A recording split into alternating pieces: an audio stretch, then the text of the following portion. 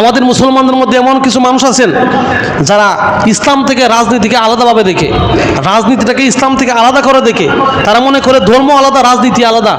সাবধান এবং চিন্তা কখনো মাথায় আনবেন না। ইসলাম তথাকথিত অন্যান্য ধর্মের মতো কোনো ধর্ম নয়। ইসলাম একটি পরিপূর্ণ জীবন ব্যবস্থার নাম, যেখানে আছে অর্থনীতি, রাজনীতি, সমাজনীতি, ব্যক্তি জীবন, পরিবার পরিণতি, ব্যবসা নীতি।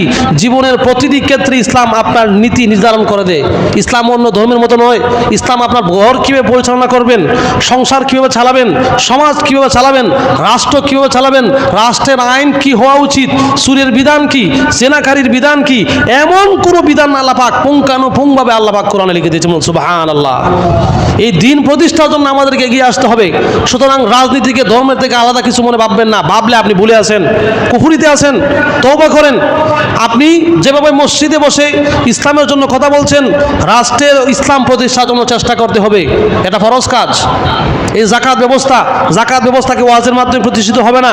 সুদ কোনোদিনও ওয়াজের মাধ্যমে বন্ধ হবে না। ইসলামী ইমারত কায়েম করে এগুলো আপনাকে বন্ধ করতে হবে। এগুলো ওয়াজের বিষয় না, এগুলো বিধান। চুরি এগুলো আপনি ওয়াজ করে বন্ধ করতে পারবেন না। জেনা এগুলো আপনি ওয়াজ করে বন্ধ করতে পারবেন না। বাংলাদেশে ওয়াজ তো যুগ যুগ ধরে হচ্ছে, 50 বছর ধরে ওয়াজ হচ্ছে। বলেন তো কোথাও জেনা ব্যভিচার বন্ধ হয়েছে, সুদ বন্ধ হয়েছে, ঘুষ বন্ধ হয়েছে? কোনো কিছুই বন্ধ হয়নি। কেন হয়নি? একমাত্র কারণ হচ্ছে মুসলমান তার লক্ষ্য থেকে সরে গিয়েছে। আমরা আমাদের লক্ষ্য থেকে সরে গিয়েছি। কিছু কিছু সুশীল ব্যক্তি আছে, বলবে আমরা এইসব রাজনীতি টাজনীতি নাই। তার মানে আপনি কোরআন বুঝেনই না। আপনি কোরআন বুঝেনই না। এত আয়াত, এত আয়াত, আর আপনি বলেন আমি নাই। এত আয়াত, আপনি বলেন না আমি। আল্লাহ বলছেন ফালিকাতিল ফি সাবিলিল্লাহিল্লাযিনা ইয়াশরুল হায়াতাদ দুনিয়া বিল আখিরা। তোমাদের কি হলো যে তোমরা আল্লাহ পাকের পথে দুনিয়ার জীবনকে বিক্রি করে আখিরাত ক্রয় করছো না? তোমরা কেন লড়াই করছো না? কাদের জন্য? তাদের জন্য। ওমা লাকুম লা তুকাতিলুনা ফি সাবিলিল্লাহি ওয়াল মুস্তাদআফিনা মিনার রিজালি ওয়ান নিসাই ওয়াল উইলদান। আল্লাহ বলছেন তোমাদের লড়াই করা উচিত, যুদ্ধ করা উচিত, ইসলাম প্রতিষ্ঠার জন্য চেষ্টা করা উচিত। তুকাতিলুনা ফি সাবিলিল্লাহ, আল্লাহর পথে, ওয়াল মুস্তাদআফিনা মিনার রিজালি ওয়ান নিসাই ওয়াল উইলদান, ওই সমস্ত দুর্বল শিশু, নারী, পুরুষের জন্য যারা হাহাকার করছে। আমাদের দেশে এরকম অসহায় শিশু নারী নাই? দরিদ্র মানুষ নাই? এই কথাকে আমি বানিয়ে বলছি না, কোরআন থেকে বলছি। কোথা থেকে বলছি? কোরআন থেকে। ওয়াল মুস্তাদআফিনা, আল্লাহ বলছেন যারা দুর্বল, গরিব, অসহায়, তারা হাহাকার করছে। মিনার রিজাল, পুরুষ, ওয়ান নিসা, মহিলা, ওয়াল উইলদান, শিশু। মিনার রিজাল ওয়ান নিসা ওয়াল উইলদানিল্লাযী ইয়াকুলুনা রাব্বানা, তারা বলছে হে আল্লাহ, রাব্বানা আখিরনা, আমাদেরকে এখান থেকে বের করো। ইয়াকুল রাব্বানা আখিরনা মিন হাযিহিল ক্বরিয়াতিজ জালিমি, ওই সমস্ত জালেম সম্প্রদায়, জনপদ থেকে আমাদেরকে একটা নিরাপদ জায়গা আশ্রয় দিন। কারা বলছে? এরা বলছে। এরকম আমরা অনেকেই বলছি।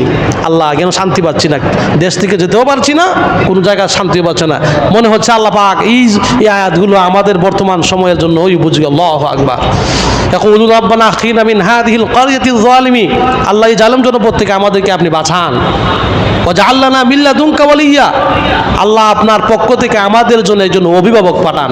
ওয়াজআল লানা মিন লাদুনকা নাসিরা, এবং আপনার পক্ষ থেকে আমাদের জন্য একজন সাহায্যকারী পাঠান। বলেন সুবহানাল্লাহ। আল্লাহ পাক কত চমৎকার কথাগুলো বলেছে। এই কথাগুলো কি কোরআনের নয়? এগুলো ইমানদারদেরকে বলছেন তোমরা লড়ো।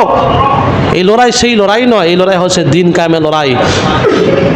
আল্লাহ বলছেন তোমরা ওয়াজাহিদু ফি সাবিলিল্লাহি বিআমওয়ালিকুম ওয়া আনফুসিকুম, তোমরা জিহাদ করো, তোমরা লড়াই করো, ইসলাম প্রতিষ্ঠার জন্য চেষ্টা করো। বিআমওয়ালিকুম ওয়া আনফুসিকুম, মাল দিয়ে, জীবন দিয়ে। মাল দিয়ে, জীবন দিয়ে। আমাদেরকে মাল দিতে হবে, আমাদেরকে জীবন দিতে হবে ইসলামের জন্য, তবে ইসলাম প্রতিষ্ঠিত হবে ইনশাআল্লাহ। পারবেন তো ইনশাআল্লাহ? পাশ কাটিয়ে যাওয়ার চেষ্টা করবেন না। পাশ কাটিয়ে গেলে আপনিও বাঁচবেন না, আমরা কেউই বাঁচবো না। বুঝতেই তো পারছেন কী পরিমাণ ষড়যন্ত্র চলছে আমাদের এই ছোট্ট স্বাধীন বাংলাদেশকে নিয়ে। এখন আমরা কোনোভাবেই শান্তি পাচ্ছি না দেশে। একের পর এক সমস্যা আমাদের দেশে লাগিয়ে রাখছে এই সমস্ত দুর্বৃত্ত, দুষ্কৃতিকারীরা। আমাদেরকে সোচ্চার দৃষ্টি, আমাদেরকে সজাগ দৃষ্টি রাখতে হবে, তবে আমরা এই দেশকে স্বাধীন করতে পারবো, এই দেশে শান্তি প্রতিষ্ঠা করতে পারবো। ইসলামের বিকল্প নাই, ইসলামী শাসন ব্যবস্থার বিকল্প নাই।